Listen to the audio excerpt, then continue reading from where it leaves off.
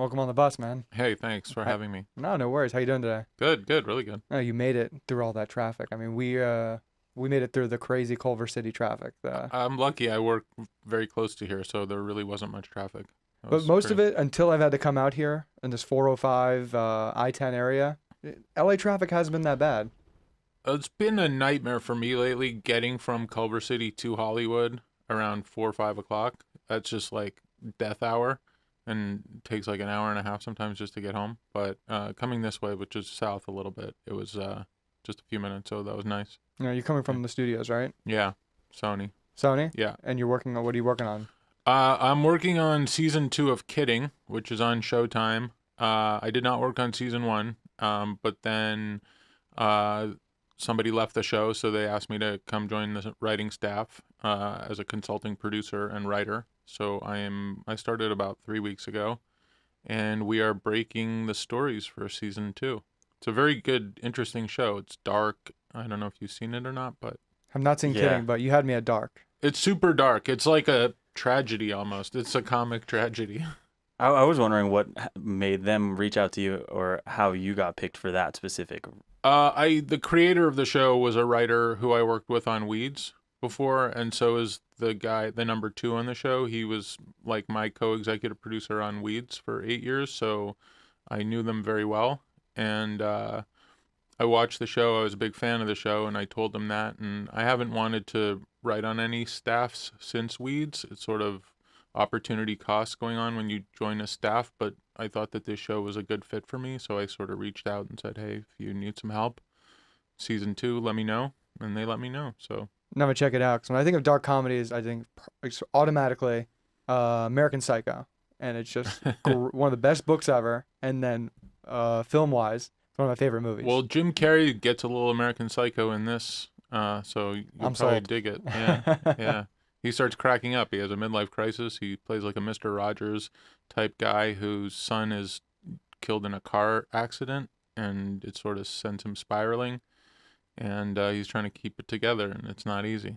A lot of people are afraid to take comedy to those levels. I mean, I feel like if I go to even a stand-up show and I hear someone taking comedy to just a very deep or dark place, people look around or they give a little ooh and ahs, like, can I laugh at that? Can I react to that? Yeah, that's what's cool about the tone of the show is it gets into a lot of like interesting psychological depth. It's very creative because it's sort of he's the host of a kid show, and there's sort of a very innocent quality to him, an optimistic quality. And the world we live in is very dark right now, so it's sort of juxtaposing that innocence and positivity against the cruelty and darkness of the world going on right now. And it's probably the most the deepest psychological exploration of a character that I'd seen in a while on television. That's funny, it's serious when it has to be, and but it always sort of has a sort of cut like a comedy, if that makes sense. Like it's fantastical in some ways, but it's pretty grounded, and they cut out on jokes, but the meat of the scene is dramatic. I'm sold. Yeah. Yeah, I mean, I've only seen 2 episodes, but it was really jarring through the first episode, first season, where you're building through this character and then there's a car accident and it just comes out of nowhere and you're like, you get this sense that he's sort of falling apart. Yeah, that's exactly it. He the pilot starts in kind of post accident, and then they flash back to it in the middle of the pilot, Yeah. where you see sort of what happened, and kind of the whole season is sort of like a version of that, where as you get deeper into the season, you then flash back to pre-accident, and you see him sort of wrestling with having said some things to the son that died that he then regrets after the son passes away, and watching him try to live with himself and deal with the guilt and so forth is really why it's a good, interesting show. So you worked on Weeds and you're working on Kidding, which both have some deeply psychological factors to the show. Is that something you thought about as a kid, or like how much were you interested in the psychology of humans? Well, I didn't create either show. So Weeds was created by Genji Cohen. I worked with her on a show prior to Weeds, and she wrote the Weeds pilot. She sent it to me before it got picked up, and I was kind of blown away by it. It was a really well-written script. And they're very similar in a lot of ways, in the sense that Weeds was about a woman coping with grief. Her husband dies unexpectedly, and she's all of a sudden left with 2 kids and no income sources. So she, falls into the marijuana business out of necessity. And this is the impact that grief has on, a guy too, but it's his kid and it's not his spouse. So there are similarities there. Not that I was drawn to it. I've never had any significant grief like that hit me in my life, but I don't know. That's just kind of a coincidence, I guess. Yeah, I love the history. Like, so you're looking back at these episodes of 2004 and just looking like, oh, that's how people have to go about getting weed sometimes. Mm. Oh, Yeah. if you had a card and you went to a dispensary, like this is how like low frame like a dispensary looked like back in the day. Like, oh, you walked in, here's the board, and you had this and that, and like what it's come to now, and that's 15 years, 2004 from. Yeah, what's really kind of funny about the trajectory, I guess, or the evolution of the marijuana business is, so when we started, it was still illegal. Dispensaries were starting to pop up, but you needed the card. Medical, exactly. But then when we ended the show in 2012, the finale was 5 years set into the future. I think it was 5 years. It might have been 8 years. I don't remember how long we set into the future the finale was, but it was her. She had a dispensary business that was like, you walk in there, it was very sleek. They had like iPad tablets where you could like pick out the different weeds. And then I went into like a Mad Men store a month ago, and it kind of looked very similar to the set of what we thought they would ultimately look like 5 years down the road. And it's kind of, I don't know if we influenced it at all, but certainly, it's kind of weird to see that. I went in the Mad Men store last week, and that's exactly what it looked like. Where's the Mad Men store? There was one in downtown. I went to one on Santa Monica and West Hollywood. Is it a weed store? Yeah, I went in with Daryl. We went in with You Deep call Fish it a when he was weed in store? town. Or just call it a It was dispensary? like the Apple store, but for weed. Yeah. So like you said, very sleek. Just, there's a counter over here for this. Someone walks up to you. Hey, what's your email? Let me put you in the system. Do you have an appointment? Yeah, it's like a Genius Bar, Yes. Apple Yes. store looking, but you just go and buy different edibles, basically, or strains. Everything Yeah. well, weed's sort of, up until maybe 10 years ago, is sort of an undifferentiated product. It's You can't really tell the difference. Maybe someone tells you that you got White Widow over here and Blueberry, but realistically, like, only the best smokers are going to know the difference. But nowadays, now that everything that they can do hydroponics with the weed, they can also differentiate the product through marketing. So you have incredible young people who are rejuvenated by this industry, who are coming in. They have grown up in an era of high quality marketing and caring about sort of the hydroponics and the level of love, for lack of a better word, to put into the growth of the plant. And so that has, for me, that's how I envision that this has blossomed into the Apple Genius Bar of weed. Yeah, I would say that's pretty accurate. It's I don't know if it's all marketing bullshit or not. Is it good for all these different ailments and so forth, or you're just getting high? So like, it's gonna just make you happier, and then they've made me think there are differences. Oh, this is slightly indica. This is a little. Yeah, I've like sampled a few. I guess I can tell differences in some. In fact, somebody at work today gave me a honey stick of What's that? Just like a stick of honey that's basically weed infused. It's like a pixie stick, but it's like a solid honey, like a gel stick that's like hardened. Interesting. Yeah. So I think I'll try it over the weekend. I don't do too much weed ever because I just really fall asleep. And like 1 out of 10 times I get the giggles, and that's when I really like weed. It's to just like make me super crack up. Otherwise, it doesn't do a whole lot for me, except either make me tired or just kind of like super veggies me out, but not in a way like I prefer Xanax. There you go.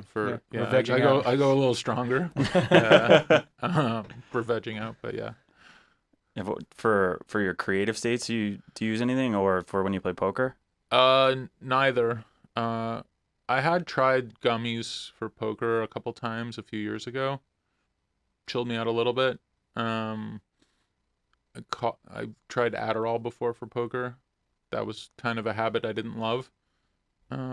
Probably was good, but then led to other issues. Like I was starving afterwards, and then I was like couldn't stop eating, and it was just kind of like, this is a slippery slope. And I'm trying to get Adderall at like pharmacies in Gardena at the last minute because nobody has them in Hollywood or Studio City. They run out of stock so quickly. That's nuts. Everybody needs them there. Whereas like you have to go to like belly up areas to find supplies. They run out. They run out. And then they take like a week to 2 weeks to get it, and then you're like, shit, I need it. So I'm like, you feel dependent on it. So that's when I was kind of like, okay, maybe I shouldn't keep doing this. Oh, it's nuts. I think it's an untalked about hardcore drug, because I was taking Adderall the way you just described right there, and I was like, at one point, I'm like, I'm not eating. People are telling me I'm unhealthy food-wise. All right, I got to stop this. Yeah. Well, even with the edibles, I mean, if it's over 10 milligrams, I just don't want to touch it because I may be thrown just into a hole. And then it might just keep me sluggish and down for a few days. Yeah, that's what happens to me with weed. That's why I don't like it, is I get depressed like the next day and I notice it. So I'm just kind of like, it's not worth it to me. It's really hard to find your perfect fit for vegging out or just being mellow. Like you said, or even like getting the giggles. I mean, because even though for me, it's like, oh, if I take LSD and I take a good hit of acid, it's like, oh, wow, I got the giggles. I'm just losing my mind for about a good 2-hour period. I got some good stuff. I'm really feeling all that. But yeah, it's a tough thing. Finding your perfect giggles, perfect vegging out. That's why you go to the Apple bar for weed, and they've got the blue indica that's made just for you, custom made. It's not. Yeah. They can't do that yet. I did start drinking wine in poker late in like around 6 o'clock. If I'm playing like a tournament or a cash game, like that's like a good time for me where like I feel like I get antsy, like, and that I'll do something kind of psychotic. A couple of Red will do that. Yeah, no, I'm saying I'll need it to not do that. Like it'll chill me out, and then I'll just like, I won't punt basically. Well, we're talking psychotic. I mean, you're just about to go off and lose it, and you just get that red wine or a cup of wine. Yeah, I just need a glass of wine to just like, you know, there's something about my body rhythms or whatever that like from 4 to 6 o'clock, I just start getting like amped up, and I just need something to like just slightly take the edge off. And usually a glass of wine will do that. What's your choice on glass of wine? Just like a Cabernet. Doesn't. Nice. I'm not a snob or anything. Yeah. It could be cheap shit. And I mean, how much poker are you playing? The poker's your first love? No, not really. I fell into poker kind of as a way to turn my brain off from writing. I started playing in 2003, but then I didn't start playing like big buy-ins until 2011. And how that sort of evolved was kind of weird, where I like sold a show to Showtime about professional poker players on the circuit who travel the circuit and play high stakes. So then I played the World Series that year for the first time, and I went pretty deep and made some money. So then I was like, oh, now I have a bankroll where I don't mind if I, lose it, but I can keep playing like bigger buy-ins. So I started playing WPTs, and then as soon as I did that, I kind of had a feeling like it'll probably take me about 7 or 8 WPTs before I sort of figure out certain learning curves and spots of, when to step on it, when to back off type of thing. Because the structures were quite better than the tournaments that I was used to playing, which were like smaller buy-ins and worse structures. So they're kind of more straightforward, where WPTs, you just have like longer levels and more chips and stuff. And then, so I found a group after about 7 or 8 of them. And then the needle went into the arm of WPTs. For about 3 years, I'd say. Yeah, there's so much structuring. I mean, you can literally tailor your style of play for a poker and find the tournaments or the cash games that fit you. Just your budget, everything. That's a big thing in poker, is kind of like just trying to optimize your game selection or learning, certain formats, that suit you. And then, I'm really glad that the structures have improved a lot in bigger buy-in tournaments, because it just kind of creates different styles of play and when to take risks in different spots, and I'm an amateur through and through, and like hanging around all these guys and all of our Mhm. friends who are, big time players, and I'll be telling them about when I went to play Bovada on the weekend. They're like, "Oh my God, I take so much money from you, probably. You're buying in here, 1, 2. That's only 50 big blinds. What's wrong with you? No, I take so much money from people like you. Why are you doing that? It's not your game. Get out of there. Maybe 10 cents to 20 cents, on a cash game." And I'm like, "Oh my God, they're probably right. I'm not winning that much." Um, yeah, I mean, you should try other styles though, like try or formats, I should say. Mm-hmm. Branch out. I was a big nit for like a I've just long gotten out time. completely. Like from 2003 to 2010, like I always wanted to play bigger binds, but like I didn't like I just thought, oh my God, it's so much money and it'd be irresponsible or whatever. And then, next thing you know, you're playing 25Ks. um, It wasn't necessarily being irresponsible. It was just like, oh wow, I'm not skilled enough of a player to be playing, and like not looking at those situations. Like, mhm. oh, I'm only playing 50 big blinds right here in cash games, and people are bankrolling $1,000, and I'm buying it for 50 or 100, and yeah, people are just cleaning me out or putting me in situations. You're lucky enough you have great friends who are good, and that you're as centered enough. So when they say, "Hey, dude, you should not be doing that," you're like, "Okay, you know what? I'm just gonna get out because I'm gonna lose a lot of money doing this." Or play lower blinds, Yeah, something more my speed, and something I can play very aggressively with, because that's the kind of player I am. yeah. I mean, you're out of poker. I mean, you've stepped away from the game as well, and it's intense. It's an intense game, and I think it requires a constant like self-reflection and work on the game, especially in today's state. And it's if you're not gonna put in that effort, then I don't know if it's worth it, at least for how I felt about the game. Did you play tournaments? Yeah, I played tournaments. Mm-hmm. Cash games, I just never could fall in like I just something about needing to win, about the desire to like have dominance. Yeah, there's the competitive aspect of tournaments is what got me really into poker. Like, I played cash games, but I'm sort of the same way where it's just tournaments are more thrilling. They're a different form of competition, and they get my juices going more than cash game. Was there something you did when you were younger that was hyper competitive like that? Yeah, I played a lot of golf when I was younger. Well, I started off playing ice hockey as a kid. Then I fractured my back when I was 13, and my dreams of being an NHL player were shot. And then I played baseball too, and I was a really pretty good athlete as a kid. Like I was made, the hockey squad that traveled to. I grew up in Canada, so we would travel to like I was about across to ask. The accent's making sense now. I heard hockey and I assumed Canada. across the states, and then. Baseball kind of same thing, was pretty competitive, but then it was very seasonal, obviously in Montreal. And then I started playing basketball in high school and had a net in my driveway. So, my escape from reality was to just literally sit there and just shoot hoops for like hours at a time. And then that transitioned to golf where like I'd go play 36 holes a day every day in the summer for like 5 years. Or 6 years and go to the driving range, and then even in the winters like figure out in Montreal like you can't play golf obviously, so but like I would I would take a club and I would practice my swing like throughout the day in my basement or wherever, and I became a creature of habit, I guess, and competing. So then I got to be about a 5 handicap, and I moved to California because I wanted to just basically keep playing golf all year round. And I didn't think I could be a pro, but it was kind of like I was in my early 20s. I didn't know what I was going to do with my life. And then my parents were kind of on my back about like, well, you got to get a job and figure your life out. So I took a class in screenwriting to get them off my back. And then my competitive instincts from golf and sports kind of kicked in with writing too, where it was like, oh, wow, if I write a screenplay, I could sell this thing for like $1 million. What a sick career that would be. So then I sort of became laser focused at screenwriting, like reading books, reading scripts, trying to figure out how to master that craft, and kind of just completely, put all my focus and energy into that for a while in my mid 20s, and then moved to LA in 97 and, found a career as a writer. And then poker came along to throw a wrench into that. And I think poker's a lot like golf.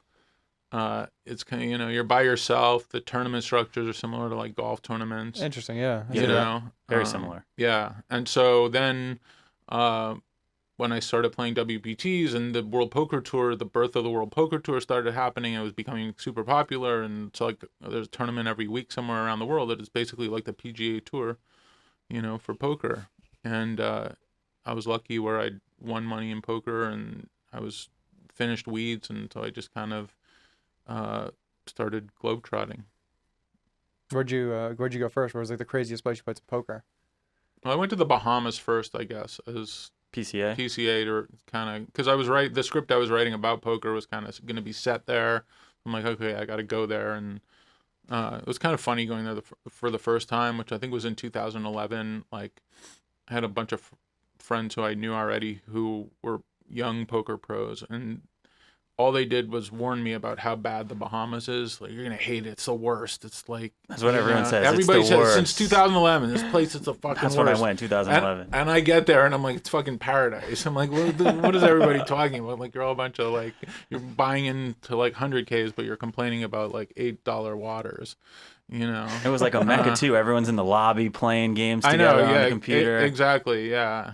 And so the script that I ended up writing was set in the Bahamas, and it was that was my first So the inspiration came adventure. from the Bahamas. Well, I had the idea first of the Bahamas, but I hadn't really seen it firsthand. I just kind of like did my research on the internet. Like, same thing with like trying to figure out, okay, who are the characters that are going to be part of the entourage of this poker show. So like I kind of blended a bunch of poker players who either I'd read about or I'd known or were fans of or were watching on TV, kind of just started following the circuit of poker people on Twitter, things like that. And then I got there and, I saw the lay of the land, and then it was kind of cool. I had written a scene on Weeds I guess it was in season 4, where Albert Brooks's character was a gambler, and so he had played.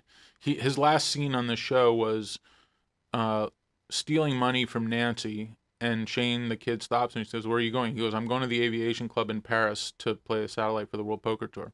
And I wrote that, and I, whatever, we shot it and everything. And then right after Weeds wrapped, I said to my girlfriend, I said, "I've always wanted to go to the Aviation Club. Let's go."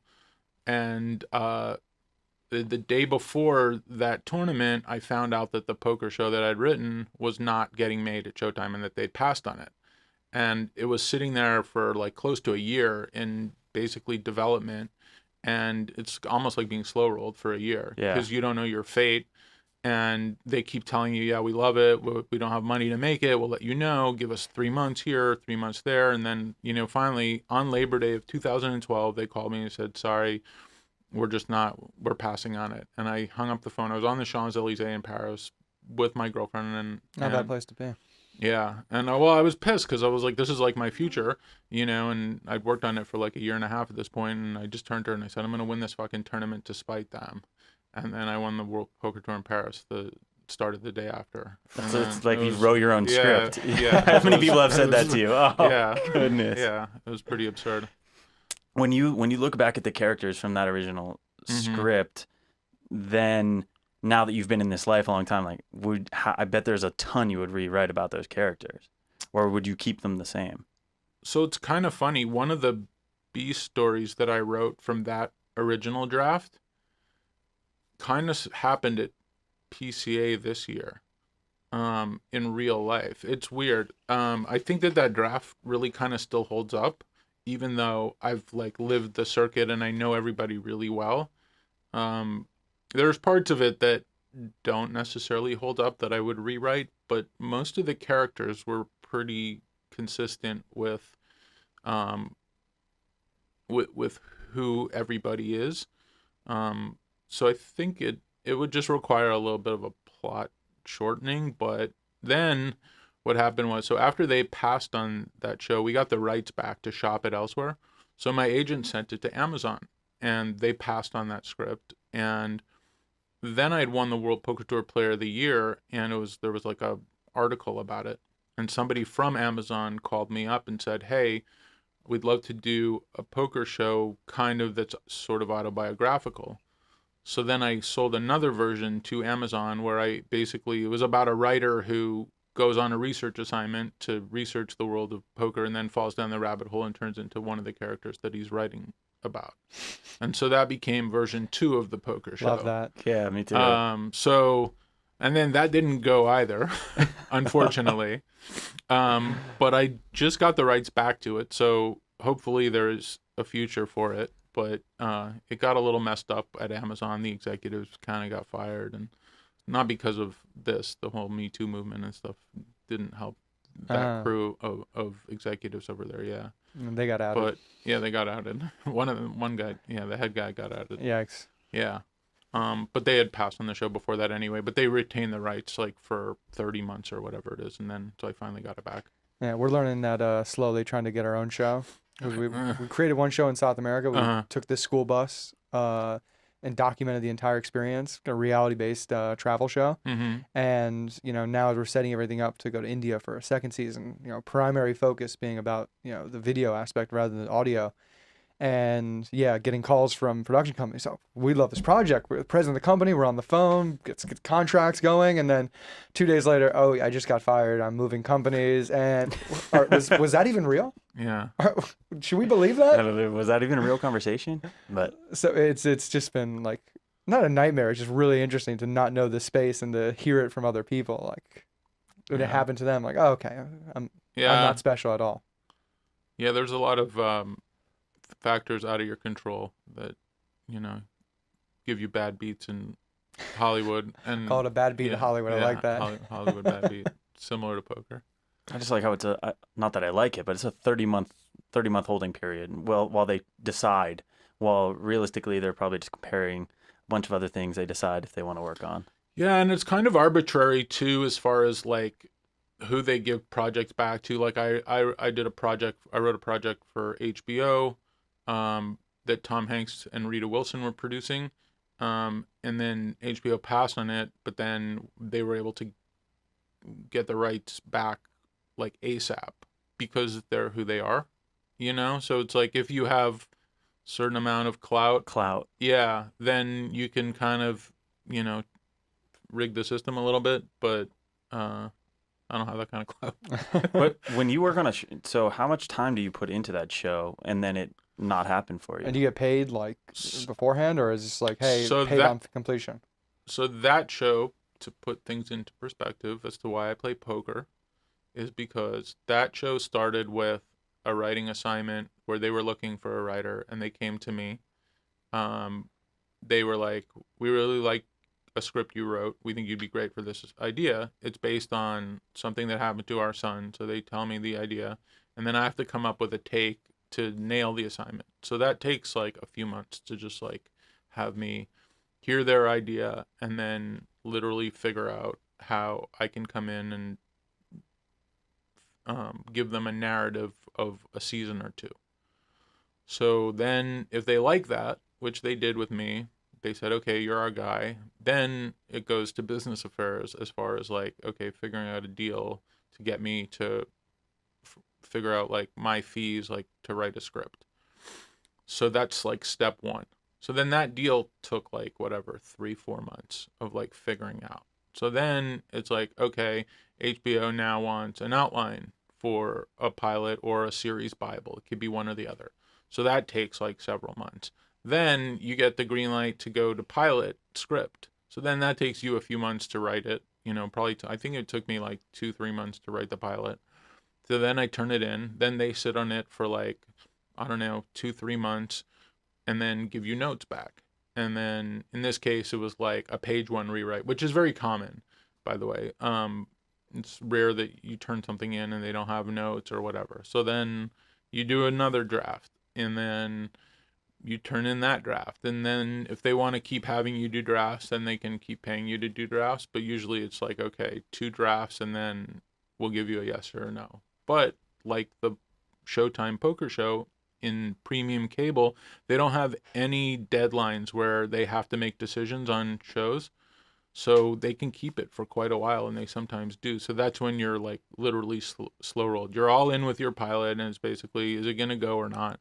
And then it it was about 6 or 8 months later when I found out, okay, no, they're going to do another show instead of your show. And so from start to finish, it was like 2.5 years. So if you break it down hourly, poker's probably more profitable. But long run, entertainment is like way more profitable. Well, you can play. So, the best thing is that you get to do I both. can do both, right? Yeah, so that's what what I've been doing for the last bunch of years. I never committed full time to poker. I was always writing pilots while I was on the road and doing that. I've never, just like said, okay, I'm not going to write it all. I'm just going to play poker, study poker, and do that. I never did that. And then I slowed down from poker probably in 2015 to focus a little more on writing and just to keep that on track. But I still played a healthy amount for sure. Besides that, the only history or like lessons I got from how that stuff works is like Entourage. Yeah. And I know you wrote an episode or a few. I wrote episodes. on season 1 of it. Season 1? Yeah. So it's almost kind of accurate about what happens or how something gets done, just back and forth, back and forth. It's a nightmare. It's really competitive. So it's just like, there's a lot of money involved. There's a lot of risk involved. Like HBO buys 100 scripts a year, let's say, and they make one comedy. So it's like winning a poker tournament. The numbers are like wildly similar in terms of, your odds of getting something to that next level. That's really crazy. Yeah. Yeah. Like, yeah. And you guys are already the best to be here doing that. You're already at the top, and then it's like playing a poker tournament versus the other best ones for the best network. The difference is there's people who have hot, successful shows that are showrunners. Showrunner is a creator of the show that also runs every aspect of the show. David like Benoit. Benioff. Benioff. Yeah, Game of Thrones, right? So J.J. Abrams or whoever, like if you're at the top level showrunner, it's much easier for you to get sell 5 shows and get them on the air really quickly compared to somebody like me who's kind of been okay, I've been an upper level writer on a show for a bunch of years, but I haven't been my own showrunner yet. I haven't been I'm not a bankable commodity, so I'm still a bit of a risk. So then the competition for me is much more difficult because I haven't crossed that barrier yet. You know what I'm saying? If I had one show that I created that was a hit show, then they could they'll be more comfortable putting on shows that I've created, and I could defy those odds much better. You're probably 40%, whereas I'm 5%. I'm thinking about it as you need to win a 10K tournament before people take action or before you can play 100K. Yeah. I mean, you sort of have to, prove yourself, I guess. Yeah. Yeah. There's a lot of weird comparisons with poker and Hollywood. I'm thinking of somebody, I'm there's a ton. Yeah. Yeah. Yeah, it is fascinating. What about when you're writing, when you're creating characters and then you see someone bring that character to life, and does the person reach the level that you imagined in your mind when you were creating it? Do you find yourself Sometimes actors completely elevate your material, and sometimes they just completely sodomize it.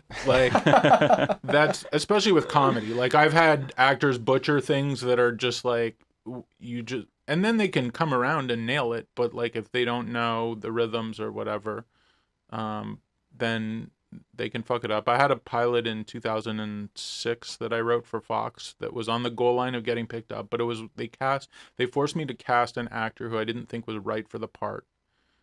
They wanted to be in business with him. They thought he was he had a bit of a movie career, so they thought he was okay, more of a name than the other people who I wanted to cast in the role. And I knew him. It was Jamie Kennedy.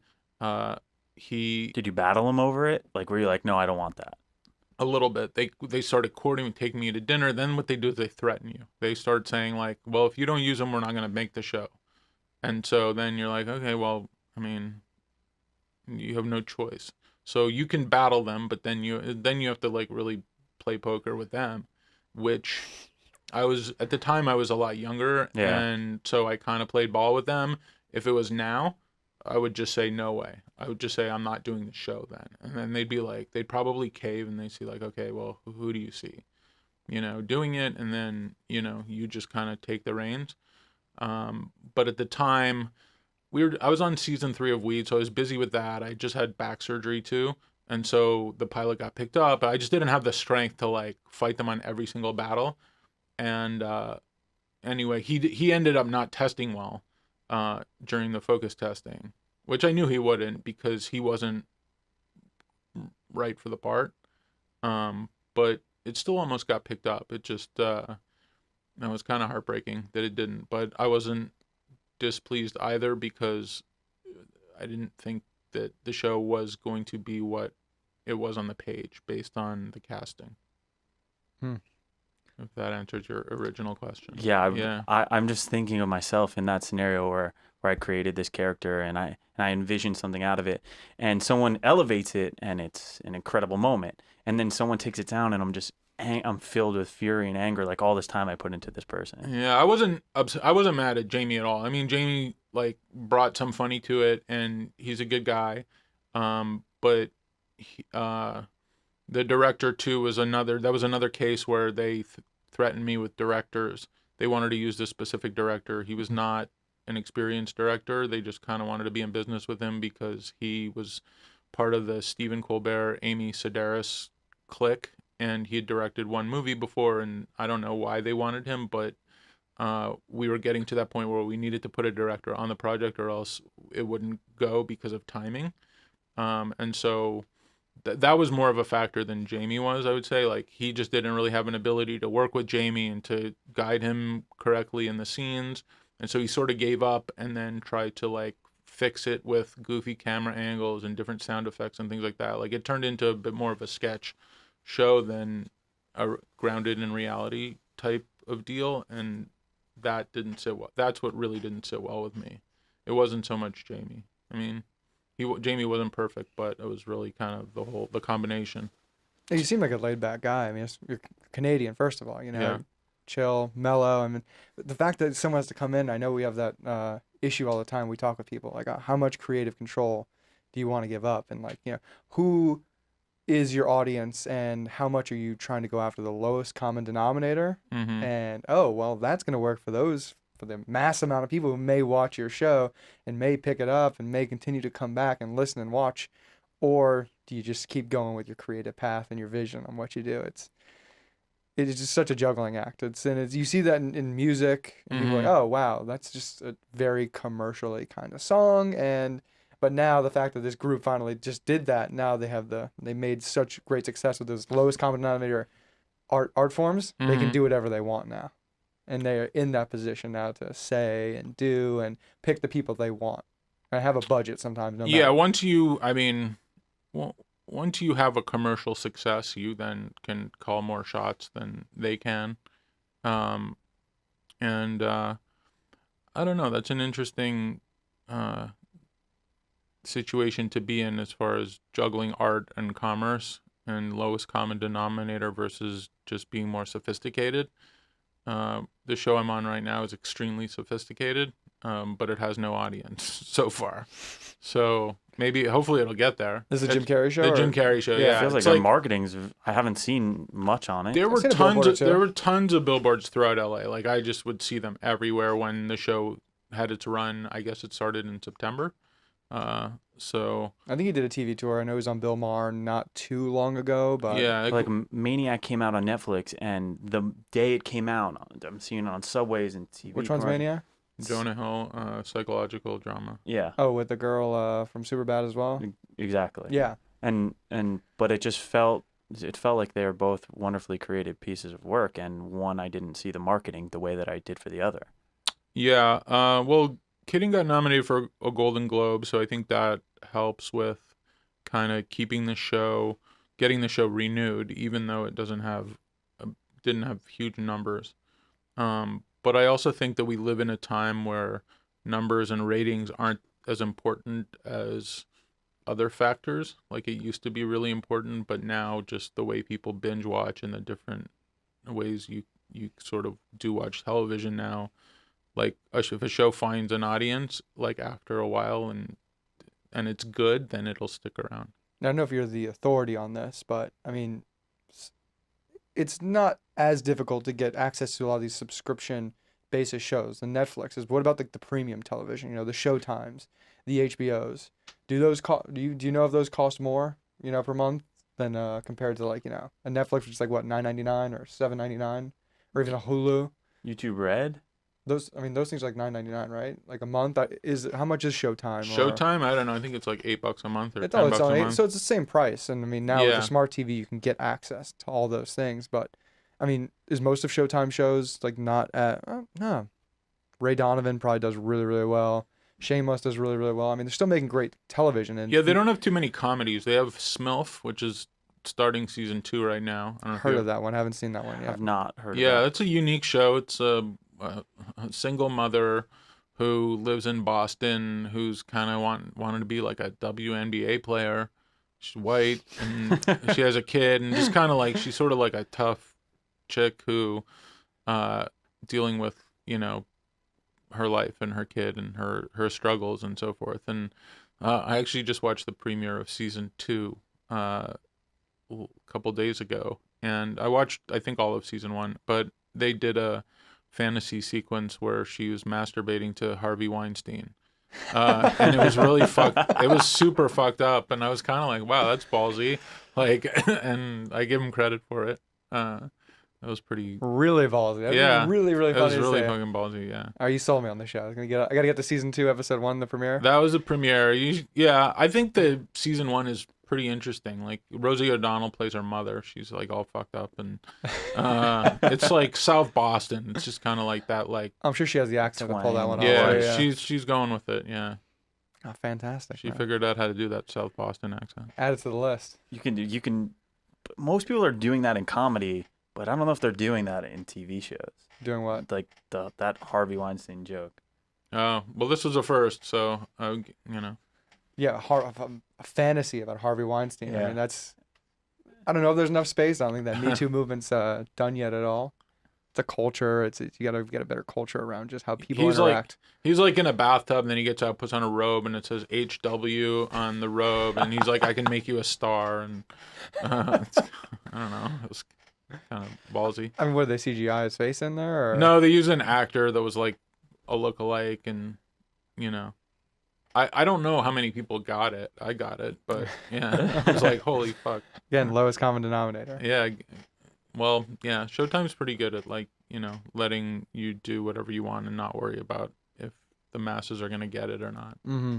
I got pissed off at Game of Thrones for that, just like trying to speed up and rush the show. Oh. And we're rewatching. Like, We're real butthurt over it. To be all the honest with early you. seasons, just the writing and the character development that stretched out over a few episodes, and especially between like two characters who are going off on these different journeys, but they meet on just like their development. Mm-hmm. And then let's just make the biggest fireworks and battles and one death and that's it. And then next thing. You're like, whoa, there's so much missing here. It's naked now. It's hard. Writing TV is hard in today's climate because especially when you do like a narrative where it's sort of an ongoing serialized narrative, to kind of keep the whole thing intact. Like sometimes like on Weeds, after 3 years and they were in the suburbs, we kind of moved them out of the suburbs because the story sort of took it that way. And then she kept getting deeper and deeper into a hole. But like, you don't know how long the show's going to last. Like if it was 5 seasons, we know, okay, we could kind of write to an ending for 5 seasons. But every year the show they want to renew it every year for a while. So you have to kind of like figure out your season, what the season ending is, and then, but also with the possibility of multiple seasons continuing. So it just kind of becomes a difficult task to do, because when you start out, you don't really know how long it's going to go for. Mm-hmm. So it's become tougher, but more interesting too. In the back of your mind, are you reaching like, I hope this gets a syndication? Do like premium shows like that reach?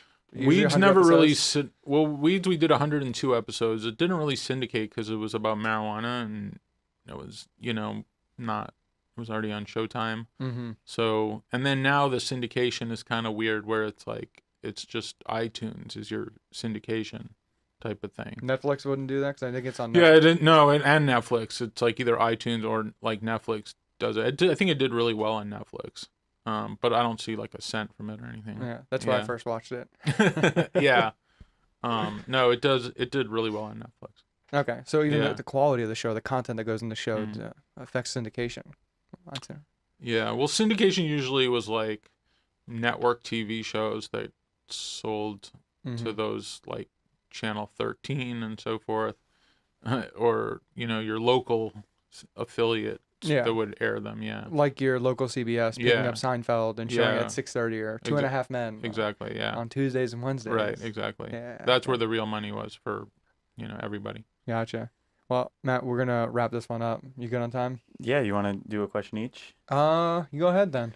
Well, before we wrap it All up. right, last segment where we each ask just a random question that Sure. piques our brain. Okay. If you could be any fictional character from a TV show, if you could live your life as one, who would it be?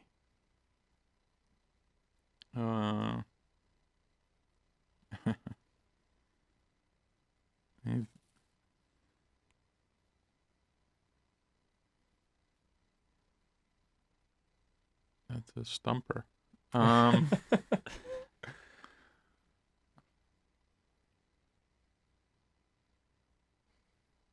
Vincent Chase had a pretty good life. Yeah, he did. So maybe Vincent Chase. Probably. Mini Chase. Okay, and I'll get you one. Just give us your quick story on your craziest poker game that you've been in, like on setting and hand. Craziest spot. Yeah. Huh.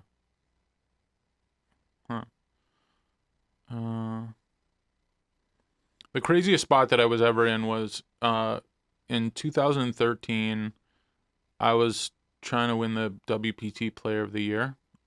I was in a race with Paul Volpe, and there were 6 tournaments left, and he was like 75 points ahead of me, and so I went to play the last 6 tournaments, and you only get points if you get in the money and so forth, and so I was in Venice, Italy, and I had a crazy tournament where I was like, on day 1, I thought I had like 11 big blinds with one hand to go, and I thought I could just play day 1B type of thing, where right before the hand was dealt, I decided to ask the tournament director if I could forfeit my chips, and he said, no, you can't. And I'm like, oh shit. So I was like just gonna go all in with any 2 to try to double up or start again on day 1B, because I really just needed points and so forth. So I didn't really care about the money at that point of punting like another buy-in. But anyway, I was in the big blind and I got a walk, so I bagged like 11 big blinds. So I was kind of annoyed. But then I ran. They all knew. Did they hear you ask the question to the TV? They heard me ask the question, yeah. So and they then know you're. I guess they figured whatever. Nobody had a hand. I guess Yeah. is just what it boiled down to. But anyway, so I got a walk. So then I somehow it was a really, really soft tournament, and I navigated my way to 18 people left in the tournament, and we're in the money. And then with 2 hands to go, I'm on the button, and they deal me my second card, and it hits the button and flips up, and it's an ace. And then I look, my other card was an ace too, and then whatever, I end up getting ace rag, so I'm annoyed there. But whatever, I bag and I go back for day 3 or 4, whatever it was. And then with 12 people left, I'm in the big blind, and the same thing happens to me where a card hits my chip, flips over to king, and I would add pocket kings in the big blind. Okay, so twice inside 18 people, a card flips up, and I would add aces and kings. Anyway, I get to the final 10 players. We're 10-handed now at a final table, and I'm still kind of shortish on chips. And so the whole tournament, I'm kind of short, but somehow I'm at the final table. And then I get in pocket 10s against pocket jacks, and I just I just call for a 10 of spades, and it just drills the 10 of spades. And I was like, whoa, I hadn't sucked out in a high equity spot. And so now all of a sudden I'm like, okay, I doubled up, and so we get down 7-handed, and I'm 2 of 7. And this was the sickest spot. Was 7th place was 75 points in the race, which is exactly tied me with Volpe at that point. So then I was inquiring, okay, so if I get 6 or better, you keep getting more and more points. Also, I had 3 official final tables on the WPT that year, and nobody in history had 4 official final tables. So I'm like, I would have that by coming 6th or better too. So this is like a monster bubble for me because I'm trying to like I want to get in the record books. I want to get ahead of him in the player of the year race because it's hard to get points in these players of the year things. You have to come in the money. So with 7 people left, I'm like 2 of 7, and it's a really soft tournament. Like Mike Sexton's there and a bunch of like Italians essentially. And every short stack with like 8, 9 big blinds, just like rivering miracle after miracle. Kept doubling. Just doubling. It happens like 6 times. And then I'm like in a spot where like I doubled one guy up because like he shoved that I called with ace jack. He had 9s. He wins. It was like whatever, 13 big blinds. It didn't really crush my stack or anything, but it was totally standard. But this keeps happening. And then so now I lost some chips, but I was still like kind of mid pack. And this Italian hardware store owner, who's the chip leader, doesn't realize that the blinds go up. And so he tries to raise, but he actually limps. And I have pocket 3s in the small blind. And I'm like, okay, well, I call. And it comes like 10-3 deuce with 2 diamonds. So I bet the pot. I'm like, I just want, I got to sort of protect here because it's he calls. And then the turn's like a 9 of an offsuit 9. So I like bet like half my stack, like, basically another pot size bet, and he just goes all in. And I'm like sick to my stomach because I'm like, there are shorter stacks in me here, but like I flop middle set here. Can I ever fold this? And so I was just like, well, this is it. Like I got to go with it, so I do. And he's got an open ender and a flush draw and binks it. And I was I just table slammed because like all I had to do was fold my way to 6 and so many things, like everything had to go wrong, for me not to get 6 at that point. And so that was the biggest, craziest hand that I ever had because so much was on the line. And then I ended up winning player of the year. But I had to fade Jonathan Roy winning the WPT championships. And he was tied for the chip lead 3-handed and had an insane hand against Chino Ream where he flopped a set and then Chino wound up hitting a backdoor straight on him and stacking. Like it was just like a crazy thing. You had to have some crazy stuff happen for you to end up winning after that happened. Well, it looked like I was going to win, and then he all of a sudden came out of nowhere and could have, if he won the tournament, he would have won it. And so somehow, him getting a set cracked was what got me finally the POI where had, mine held, that would have locked it up. But yeah, it was pretty crazy. That's crazier than an NFL like playoff race right there. It's nuts. Yeah, it was pretty nuts. Yeah, this is sick. It's actually a really sick spot because of how many other variables there are to that very specific unstandard never happened spot. Like 99 out of 100 times I will come 6 or better in that Venice spot. Like there's just like, because it meant so much to me to come 6 or better, like I'm just folding everything. I'm waiting for people to bust. Like I had enough chips. I'm 2 of 7. Like what are the odds that like something like that would transpire? Were just, like seemed like 1,000,000,000 to 1, and it happened, and I was like livid. Nuts. But it worked out okay. Yeah, but it worked out. It worked out. I had to sweat. Always a sweat. Love a good sweat. Yeah. Matt, thank you again for coming out today. Thank you guys very much. Had a blast you coming on the show. You're a real interesting dude. Glad to finally get to meet you. Yeah, great to meet you guys. And everybody, go check out all of Matt's productions. Weeds, and anybody on the poker tour. I mean, I'm sure you played against Matt. You know Matt better than us.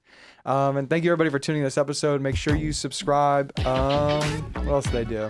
Share the podcast. Write us a 5-star review. Whatever you do to help support this podcast. Thank you so much for doing that. And any new listeners of the show, welcome on the bus. What else? Where we can find that. Oh, we want people to connect with you. Anybody, people listening to the show can find you, connect with you. Connect with me. Yeah, Twitter. Twitter, sure. M Salsberg on Twitter. Matt Salsberg on Instagram. You can seem for a place for people to come find and follow. I don't want to give you my address. Is that all right? I assume. Yeah. Oh shit. Don't Facebook friend me if I don't know you. Yeah. Don't do it. Yeah. And yeah, guys, thank you so much for tuning in this episode. And the show's out. Peace. Peace.